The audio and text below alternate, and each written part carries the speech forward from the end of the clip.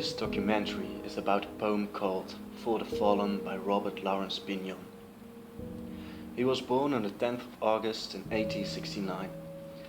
For+the+Fallen talks about the soldiers who died in the Great War. Even though Bignon wrote the poem at the beginning of the war already claimed a lot of lives. Robert did not actually fight in the war because he was too old. Yet he volunteered at a hospital for French soldiers, which gave him an impression of the horror. This documentary will research the impact this poem had on that era and throughout the 20th century, and what it was all about. The first stanza starts with the proud thanksgiving of a mother for her children. This means that the mother is proud of her children. This mother is an embodiment of England. England mourns for the soldiers who died in the war across the sea. Many soldiers have lost their lives in the war, and in 1914 the war had only just started. The sentence "flesh of her flesh they were" is a reference to the first book of the Bible, Genesis. It states that the soldiers were one of England's own sons, so to speak. And the soldiers gave their lives for the country to be free.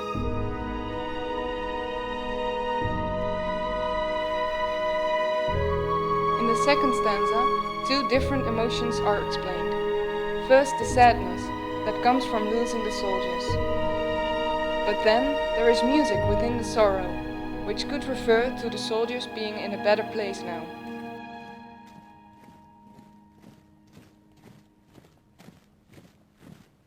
The next stanza looks back at the point where the soldiers were still alive, being cheerful, singing songs, standing straight and being strong, and ready to fight. Even up until the point where they found out that they were outnumbered and fell because of that.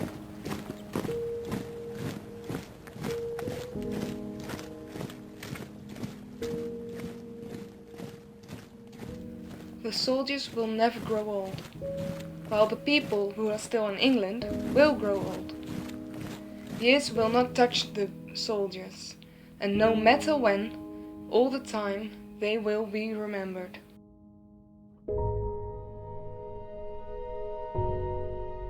Their sons, husbands and fathers are gone, taken from us, taken from the everyday life they once knew.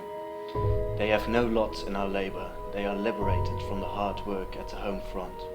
They sleep beyond England's foam, which means they sleep forever across the English Channel.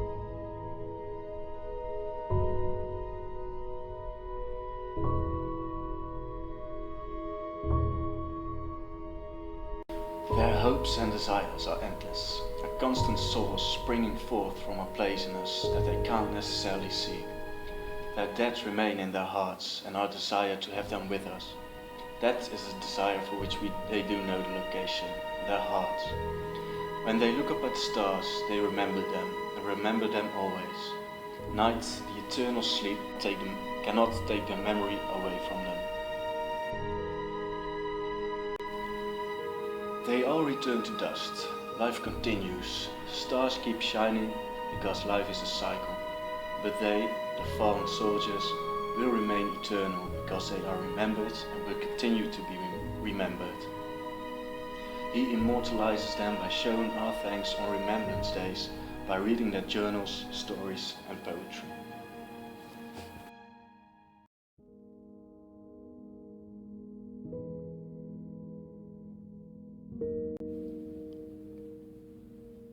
Bignon's work has influenced poets like Yeats.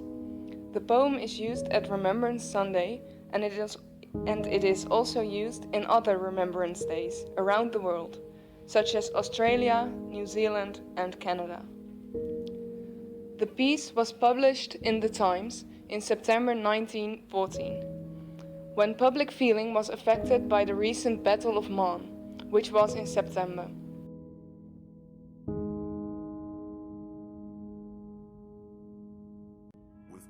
Thanksgiving, a mother for her children. England mourns for her dead across the sea. Flesh of her flesh they were, spirit of her spirit. fallen in the cause of the free. Solemn the drums thrill, death august and royal sings sorrow up into immortal spheres.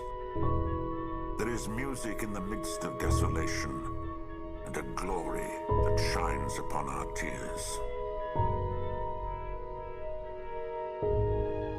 They went with songs to the battle. They were young, straight of limb, true of eye, steady and aglow. They were staunch to the end against odds uncounted. They fell with their faces to the foe.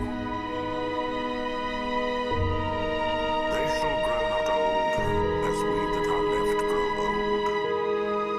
Age shall not weary them, nor the years condemn. At the going down of the sun and in the morning, we will remember them. They mingle not with their laughing comrades again. They sit no more at familiar tables of home. They have no lot in our labor of the daytime. They sleep beyond England's foam. But where our desires are and our hopes profound, felt as a wellspring that is hidden from sight, to the innermost heart of their own land they are known, as the stars are known to the night.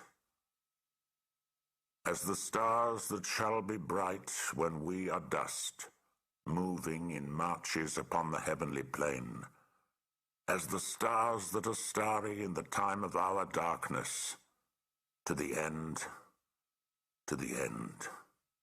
they remain.